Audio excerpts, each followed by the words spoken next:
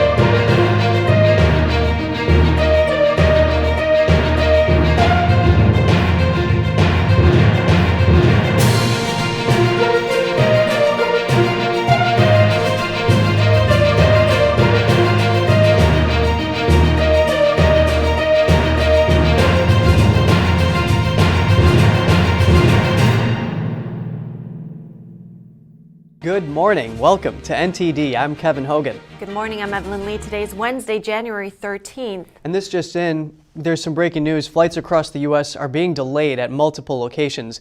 This after a computer outage at the FAA. Right. At around 6:30 a.m. Eastern Time, there were 760 delays within, into, or out of the United States. That's according to the flight tracking website FlightAware. The agency said on Twitter it's working on restoring its notice-to-air mission system. Next, we're going on to California. A Pacific storm continues to batter parts of the state. It has knocked out power, shut down roads, and flooded some areas. Officials say there are at least 17 confirmed storm-related deaths.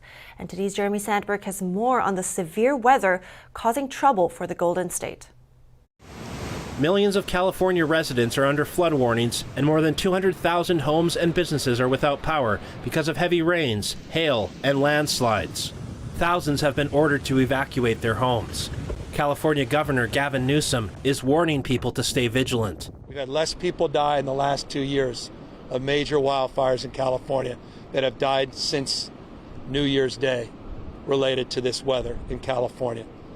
These conditions are serious and they're deadly. While the storms are providing some relief for the state's drought conditions, they're also taking lives. Officials say at least 17 people have died from the storms that began late last month. Deaths include a pickup truck driver and a motorcyclist killed Tuesday morning when a tree fell on them on Highway 99. A 5-year-old boy is still missing after being swept away. He and his mother were stranded in a truck in rising waters. A 7-hour search on Monday turned up only one of his shoes. It's at moments like this we just pray for a miracle. The Ventura County Fire Department used helicopters to rescue residents stranded by floodwater. 42 people so far. With the muddy water that we have in these type of flood conditions, it's very difficult to determine how deep it is or if the road has eroded underneath the water. The Ventura River reached its highest level on record at more than 25 feet on Monday. It's dropped to minor flood stage levels since then. Typically it takes 6 inches of water to knock someone off of their feet and about 12 inches of water to float a normal car. The storm that began Monday dumped over a foot of rain at higher elevations in the central and southern parts of the state and brought more than 5 feet of snow to Sierra Nevada ski resorts. Rockfalls and mudslides have shut down roads, and gushing runoff has turned sections of freeways into waterways. Swollen rivers swamped homes and triggered evacuation orders. The fact that we're not out of the woods, we expect these storms to continue at least through the 18th of this month. We expect a minimum 3 more of these atmospheric rivers in different shapes and forms, depending on different parts of the state. More rain is forecast for Wednesday in Northern California, and a longer storm system is predicted to last from Friday until Tuesday next week. Jeremy Sandberg, NTD News.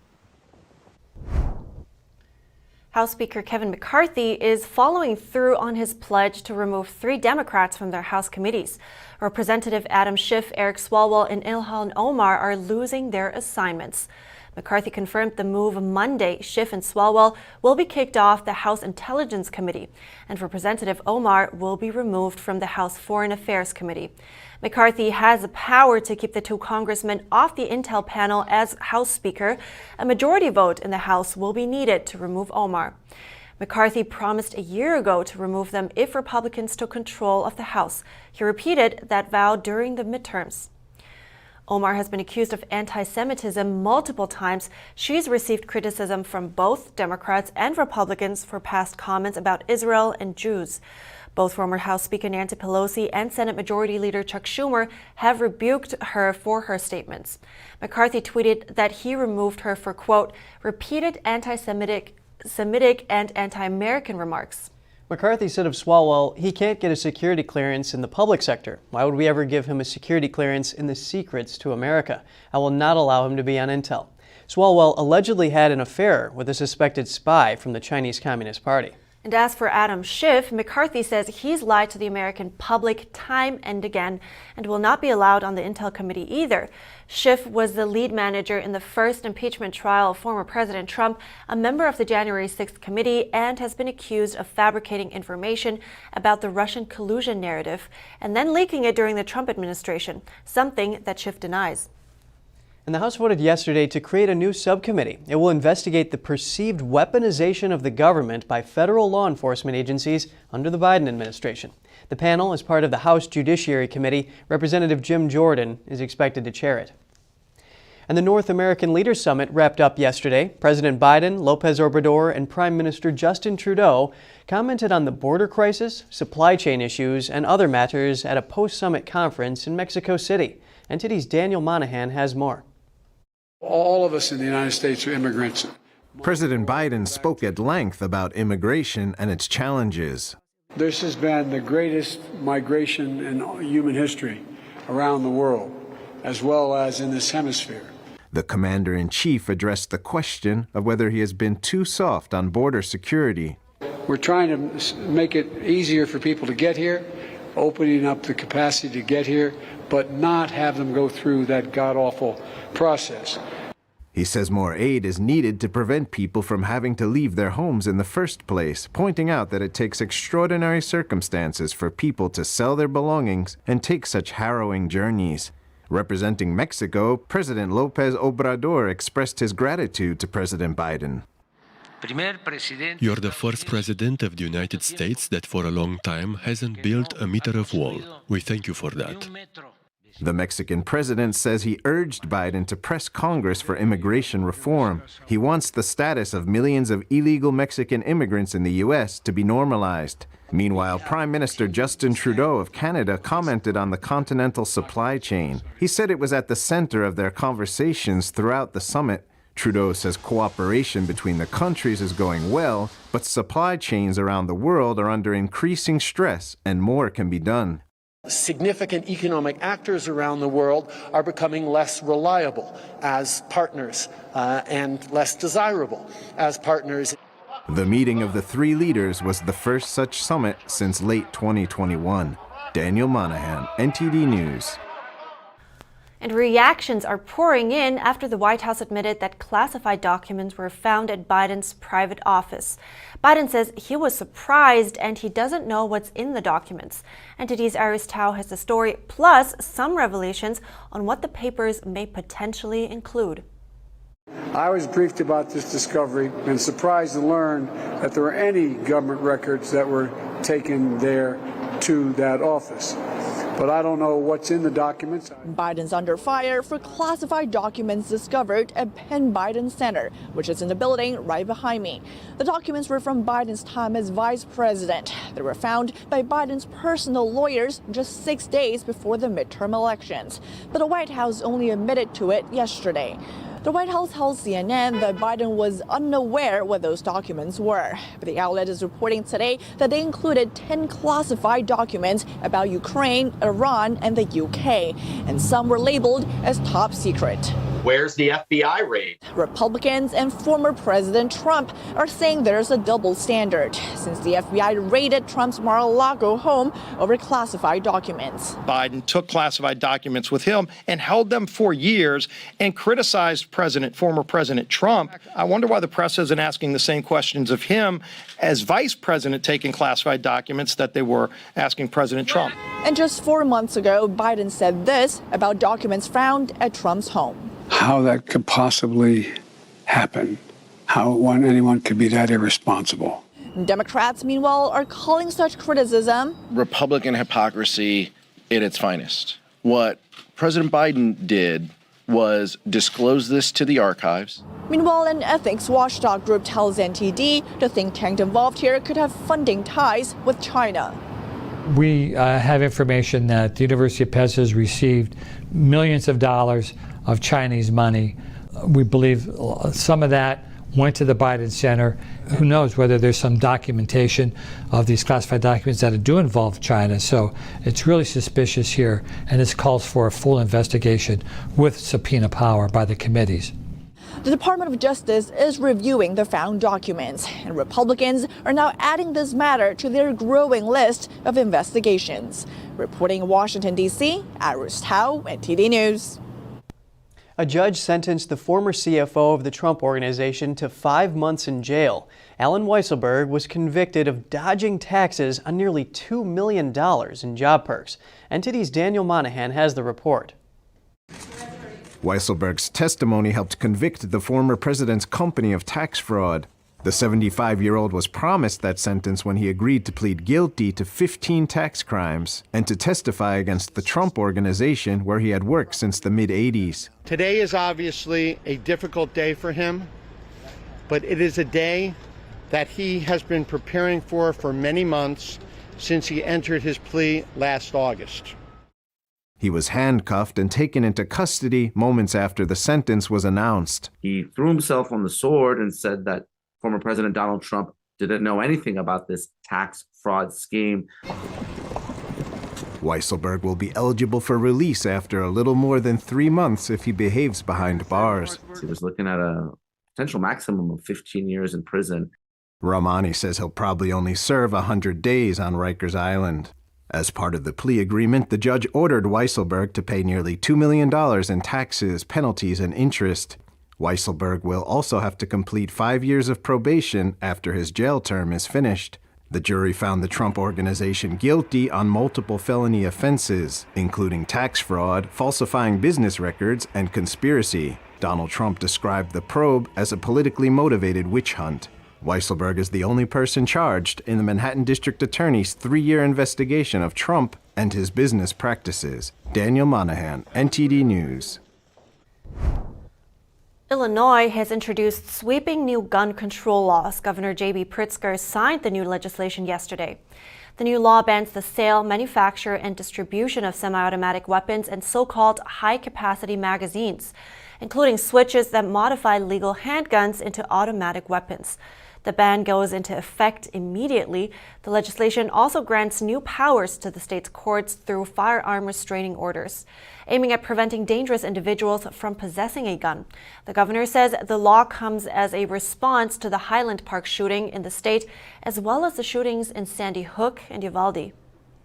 This is one of truly the strongest and best assault weapons bans in the entire country.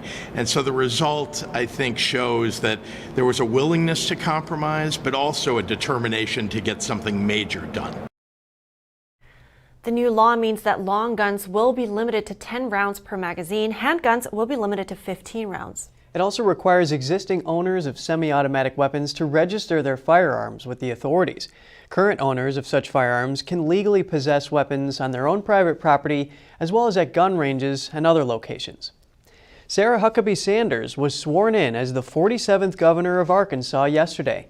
Sanders took the oath of office in the State House of Representatives. The Republican becomes the first woman to hold the office. Sanders previously worked as press secretary for former President Trump. She secured last year's election with a strong focus on national issues. Huckabee Sanders follows in the footsteps of her father, Mike Huckabee. He served as governor for more than a decade. I'm not interested in making history because of who I am. I want all of us to make history for what we achieve together over the next 8 years. And as one of her first acts as governor, Sanders will disallow the use of the term Latinx in government documents and name titles through an executive order. Sanders justified the ban in her executive order, which states that ethnically insensitive and pejorative language has no place in official government documents or government employee titles. She added that the government has a responsibility to respect its citizens and use ethnically appropriate language, particularly when referring to ethnic minorities. According to a Pew Research poll, only around 3% of American Latinos and Hispanics use the term when referring to themselves. The use of the term has been heavily pushed in recent years by progressive groups and some politicians as a gender-neutral alternative to the Spanish words Latina and Latino. Up next, a father who's worried his ex-wife has been trying to transition their son into a girl since he was 2 years old. We bring you what he told us about the situation after the break.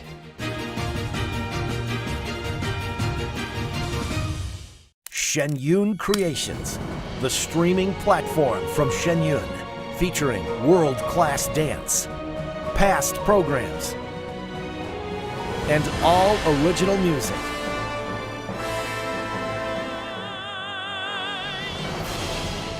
Masterclasses, behind the scenes, comedy, and more. Explore shenyuncreations.com. This is Stephen K. Bannon. I urge you to protect your savings from inflation by diversifying into a physical gold IRA from Birch Gold Group. Simply text the word NTD to 989898 and you'll get a free info kit on gold IRAs explaining everything. You're not going to get it all right. Just make sure you nail the big stuff. Mama! Like making sure your kids are in the right seat for their age and size. Get it right at nhtsa.gov/the-right-seat.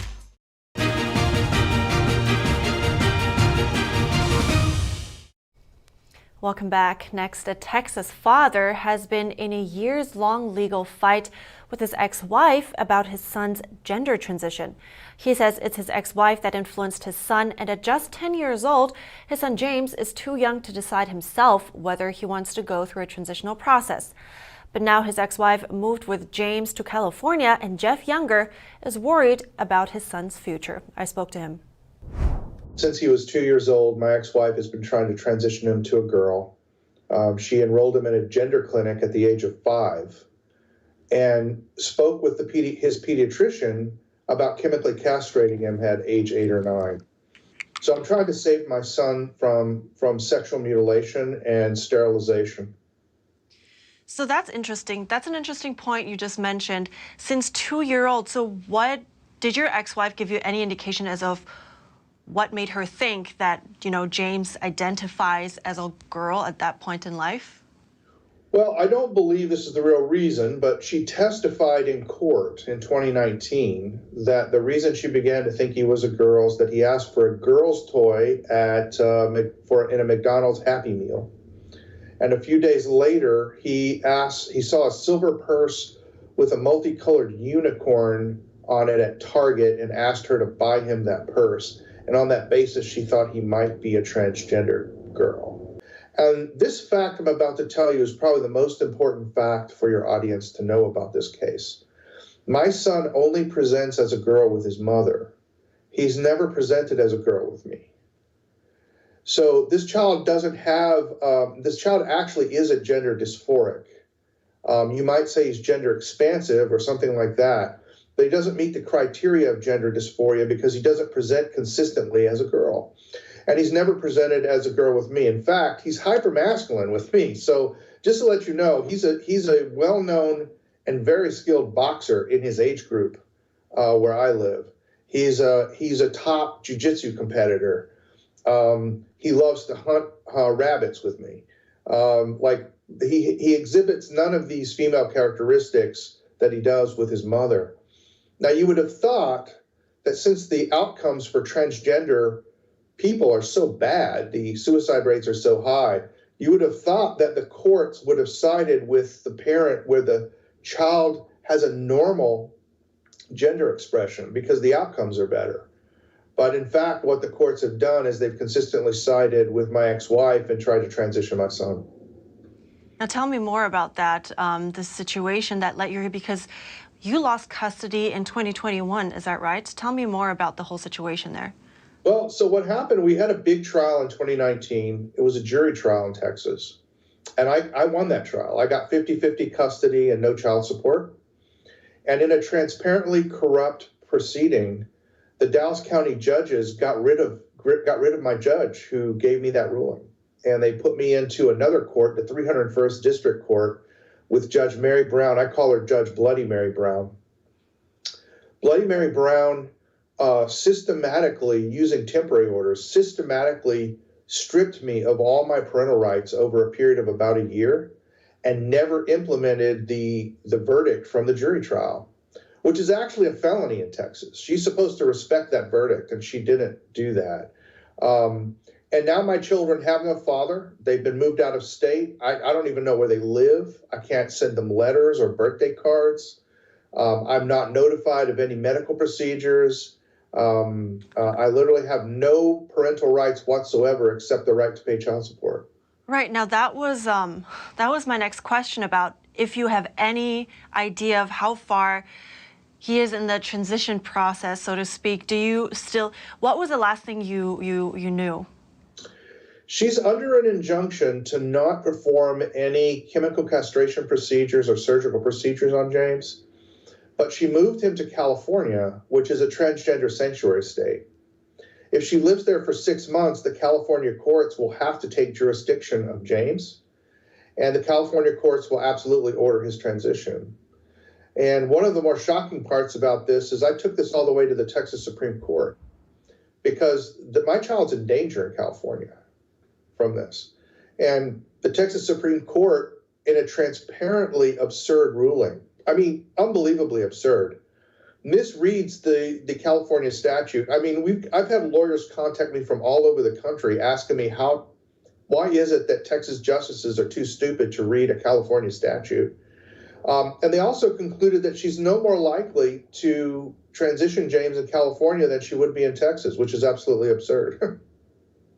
Now, I actually want to explore a little bit more about what you said a little earlier about your son presenting in different ways in front of you and your ex-wife. Do you have some more examples about that and what makes you think, that he is basically presenting himself in a way that he maybe even feel, or why is he presenting that way differently depending on? We really don't have to speculate. He's told the court-appointed counselors that he dresses like a girl with his mom because his mom won't love him if he's not a girl. And one of the reasons that I lost all contact with my children was because my son made outcries to the court-appointed counselor. Her name is Dr. Susan Fletcher. She's out of Frisco, Texas. And my son told her that 4 times that he did not want to be a girl, did not want to wear dresses to school anymore. He was getting embarrassed. And she threw him out of the office for doing that. Initiated a CPS investigation against me for forcing him to say that, and never once reported to the courts that he asked to be a boy. So at every level, the courts, the psychologists, the school transitioned James behind my back for a year. I would take him to school in boys' clothes, and they would give him a dress and make him use the girls' restroom. Every institution in the state of Texas, all the way up to the Supreme Court, has pushed my son to be transgendered and to be sexually mutilated. And I've fought literally every institution in this state and lost. Wow. Well, that's an incredible story, unbelievable. And I'm so glad you shared it here today. Thank you so much, Jeff Younger. Thank you. Next, a romantic reunion after 75 years. A World War II veteran reunited with his first love with the help of a non-profit organization. We have the story after the break.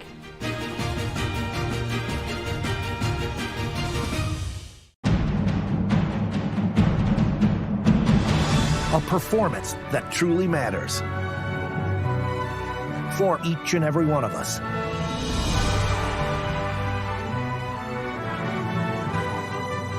This is what you've been waiting for. See it at least once in your lifetime. Get tickets now at shenyun.com. Communism is evil. Oh, come on. Listen, if you're as tired of the censorship as I am, I've actually got good news for you. Check out epictv.com. It's a brand new censorship-free video platform where you can find not only my show, but other deep documentaries, great programs, and honest movies that bring you the news without all the spin and the fake narratives. So, I'll see you there.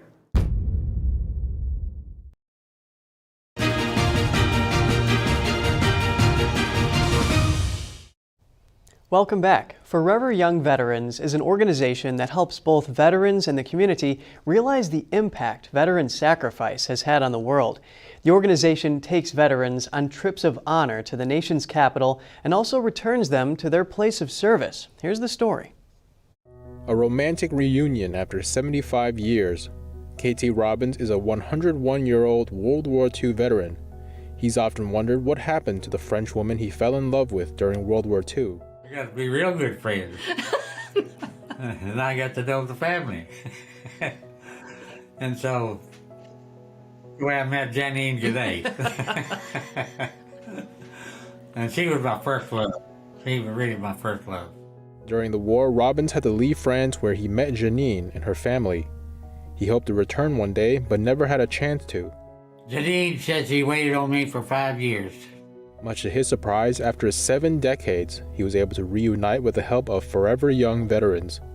The nonprofit organization returns veterans to their place of service and honors them by fulfilling their wishes. And Robbins went back to France to honor the 75th anniversary of the D-Day invasion. That's so great to see her, though, I'll tell you, man. Diane started Forever Young Veterans in 2006 with a simple wish to bring joy into veterans' lives. Her father served in World War II, and she recognized even as a child that he was suffering. Many of our World War II veterans have told me that they were told not to go home and burden their families with what they went through in the war. Diane wanted to help veterans so they don't have to suffer in silence. The charity was founded on the knowledge that veterans suffer in silence. When the veterans travel back to their place of service, they are met with gratitude. The trips of honor can be powerful for the veterans. We saw healing in ways that they never expected. And when we're traveling around, we can hear them saying, "Our dear liberators, our dear liberators." And this changes their lives because they're not expecting this kind of gratitude. The veterans had a life-changing response. They realized their sacrifice made a difference. And that realization not only makes a difference in their lives, but also in the lives of their families. And a lot of the children and the family members will say, "Dad is so different since coming back from this trip. He's more peaceful, he's happier, he's more outgoing, and actually we can have a better relationship with him now." Her organization has written a book titled Forever Young Veterans, detailing and honoring the stories of 22 veterans. It's a reminder of what they've done for the world. Diane says people cannot forget the sacrifices of those who have fought for freedom. Yeah, nobody should really suffer in silence. And it's so sweet that they are offering some friendship there. And what a sweet love story, really. Yeah, and it's really great what she's doing. You know, sometimes it's hard to see all the things that veterans go through on the surface. So, I agree. Yeah. And not being able to tell anybody, or anyway. And all our veterans out there, thank you so much for your service. Yes, and that's all for today. Write us at goodmorning@ntd.com. Thanks for watching. I'm Evelyn Lee. And I'm Kevin Hogan.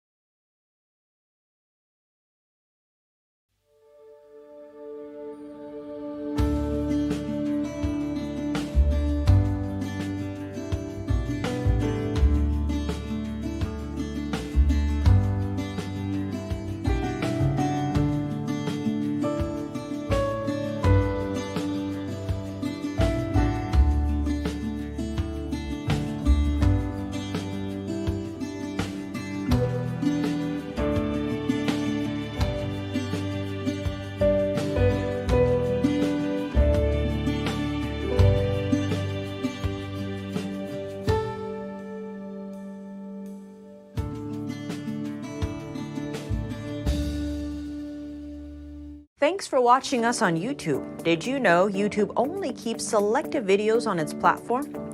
So if you want to make sure you get the full picture, just subscribe to our newsletter. Go to newsletter.ntd.com and sign up. It's free.